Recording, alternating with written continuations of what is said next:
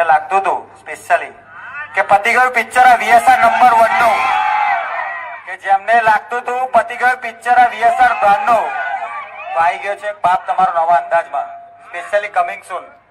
લાગશે વાર પણ આવશે મજા, સ્પેશિયલી વ્રત નંબર 1 સાઉન્ડ માટે.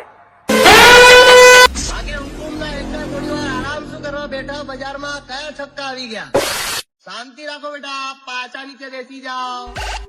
જો માર્કેટમાં પાછા તમારા પપ્પા આવી ગયા.